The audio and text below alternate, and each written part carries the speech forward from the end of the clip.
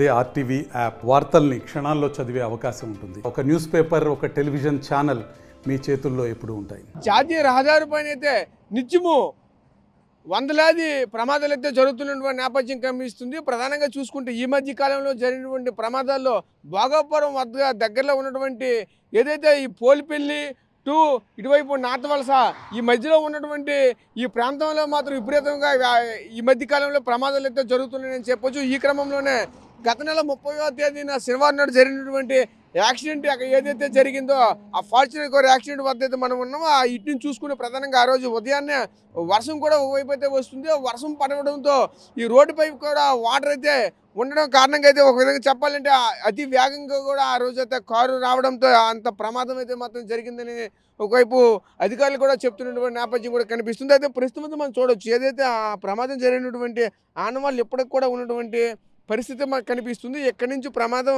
ఏ ప్రాంతంలో అయితే జరిగిందో ప్రస్తుతం ఆ ప్రాంతం వద్ద అయితే మనం ప్రస్తుతం అయితే ఉన్నాం. అది ఎక్కడి నుంచి చూడొచ్చు ఏదైతే డివైడర్ ఉందో డివైడర్ని ఢీ కొట్టి ఇటువైపు మొక్కలైతే ఇటువైపు చెట్లు కూడా ఉన్న చెట్ల వైపు అయితే దూసుకెళ్ళినటువంటి దృశ్యాలు అయితే మనం ఆ రోజు అయితే చూసాము. ఏదైతే దీనికి ఆపోజిట్గా ఉన్నటువంటి పెట్రోల్ బంక్ ఉందో పెట్రోల్ బంక్ వద్ద నుంచి అయితే అక్కడి నుంచి వచ్చినటువంటి సీసీ కెమెరాలని ఆధారంగా చేసుకుని అయితే మనం ఆ రోజు చూడాల్సిన పరిస్థితి కూడా కనిపించింది. అయితే మనం చూడొచ్చు ఏదైతే అటువైపు చూసుకుంటే ఫ్లైఓవర్ ఉంటుంది. ఫ్లైఓవర్ నుంచి అయితే అతి వేగంగా వస్తున్నటువంటి ప్రతి వాహనం కూడా ఒకసారి చూసుకుంటే చాలా వేగంగా వస్తున్నటువంటి నేపథ్యం కూడా కనిపిస్తుంది. ఈ క్రమంలోనే ఇంత ప్రమాదానికి దారి తీసిందని కూడా మనం చెప్పొచ్చు. అయితే ప్రధానంగా మనం చూడొచ్చు ఏదైతే ఈ డివైడర్ మనం చూపిస్తున్నటువంటి డివైడర్ని ఢీ కొట్టడంతో ఒక్కసారిగా అప్పటికే ఆ కార్ అయితే సుమారుగా చూసుకుంటే 160 నుంచి 180 మధ్యలో అయితే స్పీడ్ ఉంటుంది. అంత వేగంతో వచ్చినటువంటి కార్ అయితే పూర్తిగా అసలు కంట్రోల్ లేకుండా బాల్తలు పడుతూ యువతల నుంచి అవతల వైపు అంటే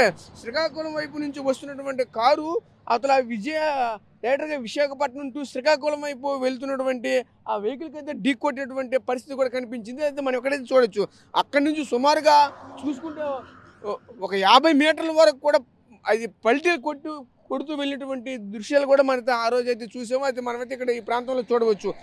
ఈ ప్రాంతంలో ఉన్నటువంటి పూర్తిగా చెట్లను కూడా పూర్తిగా పెకలించుకొని లేపుకెళ్ళిపోయినటువంటి పరిస్థితి కూడా కనిపించింది. అయితే ప్రధానంగా చూసుకుంటే ఇటువంటి ప్రమాదాలు జరగడానికి గల కారణాలు ఏంటంటే అధికారులు కూడా ఒకటే చెప్తున్నారు. అంటే ఇటువంటి ప్రమాదాలు అనేవి అతి వేగం కారణంగానే మాత్రం జరుగుతున్నాయి. వర్షాలు పడేటప్పుడు అయితే మాత్రం స్పీడ్ కంటే ఎక్కువగా వెళ్ళకూడదని అయితే మాత్రం అధికారులు పదే హెచ్చరిస్తున్నటువంటి నేపథ్యం కూడా ఉంది. అయితే ఈ క్రమంలోనే ఇటువంటి ప్రమాదాలు జరుగుతున్నాయని కూడా ఒకవైపు అయితే చెప్పుకొస్తున్నటువంటి నేపథ్యం కూడా ఉంది. అయితే మనమైతే చూడొచ్చు ఏదైతే ఆ కారు యొక్క శకలాలు కూడా ఎక్కడవక్కడే అలా పడి ఉన్నటువంటి పరిస్థితి కూడా కనిపిస్తుంది. నేటికి సుమారుగా 12 రోజులు కావస్తున్న ఇప్పటికీ శకలాలు అనేవి అలానే ఉంటున్న నేపథ్యం కూడా కనిపిస్తుంది. ఎందుకంటే ఈ ప్రాంతానికి వచ్చేసరికి అయితే మాత్రం ఒక్కసారిగా ఆ యాక్సిడెంట్ అయితే మాత్రం ప్రతి ఒక్కరికి కూడా గుర్తొస్తున్నటువంటి పరిస్థితి కూడా కనిపిస్తుంది. ఎందుకంటే ఒకేసారి ఒకే కుటుంబానికి చెందినటువంటి ఆ వ్యక్తులు ఈ మధ్య కాలంలోనే పెళ్ళైనటువంటి ఆ వ్యక్తులు ఒక్కసారిగా ఈ విధంగా తిరిగిరాని లోకానికి వెళ్ళిపోవడంతో ఏదైతే సంబంధించినటువంటి ఆ కుటుంబానికి కావచ్చు ఆ బంధువులకు కావచ్చు ఒక మరపురాని సంఘటనకి అయితే మాత్రం ఇదంతా కూడా తీవ్రంగా కలసివేస్తున్నటువంటి పరిస్థితి కూడా కనిపిస్తుంది. అయితే ఇటువంటి పరిణామాలు అనేవి మళ్ళీ ఏ కుటుంబంలో కూడా రాకూడదనే ఆలోచనతో మాత్రం మళ్ళీ ఒకసారిగా మీకు గుర్తు చేస్తున్నటువంటి పరిస్థితి కూడా ఇప్పుడైతే ఉంది.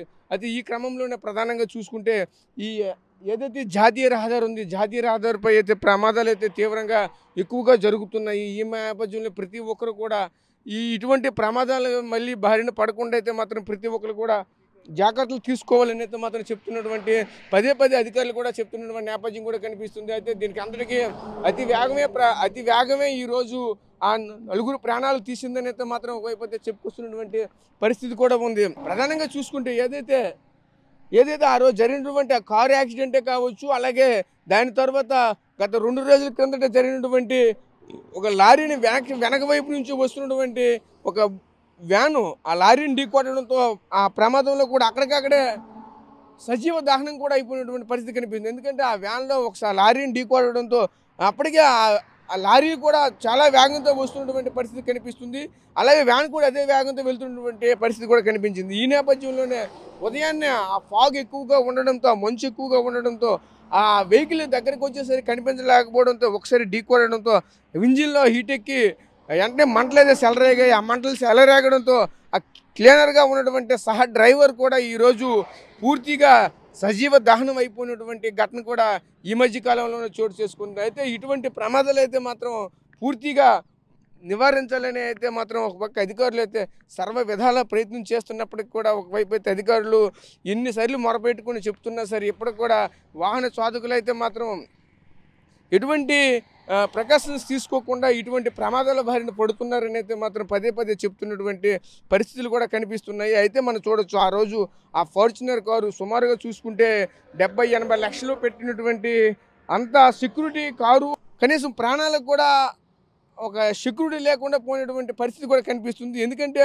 కనీసం అంత హై సెక్యూరిటీ అంటారు. హై సెక్యూరిటీ లేనటువంటి ఈరోజు చూసుకుంటే ఆ ప్రమాదం చూసుకుంటే ఫార్చునర్ కారు కూడా ఈరోజు సెక్యూరిటీ కోల్పోయినటువంటి పరిస్థితి కూడా కనిపిస్తుంది. అంటే ఇంతటి ప్రమాదాలు జరగడానికి కారణంగా చూసుకుంటే ఒకవైపు అధికారులు కూడా ఒకటే చెప్తున్నారు, అంత స్పీడ్గా వచ్చేటప్పుడు ఒక విధంగా ఎయిర్ బెలూన్స్ కూడా అసలు పూర్తిగా పనిచేయవు, ఎయిర్ బెలూన్స్లు కూడా పగిలిపోయే పరిస్థితి మాత్రం ఉందని అయితే మాత్రం అధికారులు కూడా చెప్పుకొస్తున్నటువంటి నేపథ్యం కూడా ఉంది. ఈ క్రమంలోనే ప్రతి ఒక్కరు కూడా ఒకటే చెప్తున్నటువంటి ప్రతి ఒక్క వాహన చోదకులు కూడా ఒకటే చెప్తున్నారు, ఎవరు అతి వేగంగా ప్రయాణించొద్దు. ఈరోజు అతి వేగంగా ప్రయాణంతోనే ఈరోజు ప్రాణాలు కోల్పోతున్నారని అయితే చెప్తున్నటువంటి నేపథ్యం ఉంది. ఈ క్రమంలోనే పూర్తిగా అయితే అధికారులు కూడా ఒకటే చెప్తున్నారు, ఏ ఒక్కరు కూడా అతివేగంగా అయితే ప్రయాణం చేయొద్దు అని చెప్తున్నటువంటి నేపథ్యం కూడా కనిపించింది. ఈ క్రమంలోనే ఈ మధ్య కాలంలో తరచుగా జరుగుతున్నటువంటి ఈ ప్రమాదాల్లో చూసుకుంటే ఎక్కువగా ఈ భోగాపురం ఇక్కడ ఉన్నటువంటి వై జంక్షను అలాగే నాతవలస పోస్పట్రేగా ఈ ప్రాంతంలో ఎక్కువగా జరుగుతున్నాయి. దీనికి పట్లయితే మాత్రం అధికారులు కూడా ప్రత్యేక శ్రద్ధ చూపించి ఆ ప్రాంతంలో వర్షాలు పడేటప్పుడు అయితే మాత్రం రోడ్డు మీద వాటర్ ఉండిపోయినటువంటి పరిస్థితి కూడా ఒకవైపు అయితే కనిపిస్తుంది. ఆ వాటర్ లేకుండా అయితే మాత్రం హైవే అథారిటీ అధికారులు కూడా మరొక వైపు అయితే చర్యలు తీసుకోవాలని అయితే పదే పదే చెప్తున్నటువంటి నేపథ్యం కూడా కనిపిస్తుంది. అయినా సరే ఎవరు కూడా దీనికోసం అయితే పట్టించుకోవట్లేదని మరొక వైపు అయితే వాహన చోదకులు కూడా మొరపెట్టుకుంటున్నటువంటి పరిస్థితి కూడా కనిపిస్తుంది. అయితే ఇటువంటి యాక్సిడెంట్లు తరచుగా జరుగుతున్న నేపథ్యంలోనే ఈ ప్రాంతానికి సంబంధించినది మాత్రం ఒకవైపు హై సెక్యూరిటీ కావచ్చు, అలాగే దానికి సంబంధించినటువంటి ఎలక్ట్రిక్ అంటే బోర్డులు కూడా కావచ్చు, దానికి సంబంధించిన ప్రమాద హెచ్చరికల బోర్డులు కూడా ఈ ప్రాంతంలో ఉన్నప్పటికీ కూడా పూర్తిగా అసలు ఎవరు వాటిని చూడకుండా వాళ్ళ పనిలో వాళ్ళు వాళ్ళ స్పీడ్లో వాళ్ళు ఏదైనా సరే పని ఉందని చెప్పేసి అయితే మాత్రం దానిపైన అయితే విపరీతమైన స్పీడ్తో వెళ్ళిపోవడం కారణంగానే ఇటువంటి ప్రమాదాలకు గురవుతున్నారనే చెప్పుకొస్తున్న నేపథ్యం కూడా కనిపిస్తుంది. ప్రతి ఒక్కరు కూడా ఈరోజు వాహన చోదకులు కూడా నెమ్మదిగా వెళ్ళండి, గమ్యాన్ని చేరుకోండి, కానీ స్పీడ్గా వెళ్ళి ప్రాణాలు కోల్పోవద్దని అయితే మాత్రం అధికారులు చెప్తున్నటువంటి పరిస్థితులు కూడా ఉన్నాయి.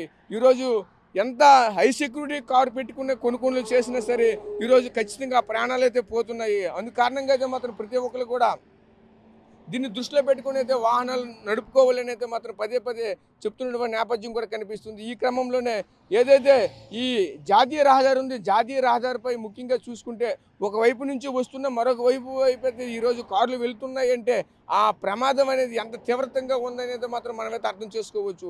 ఇటువంటి ప్రమాదాలు మళ్ళీ మళ్ళీ జరగకుండా అయితే మాత్రం ప్రతి చోదకులు కూడా గుర్తుంచుకోవాల్సిన విషయం.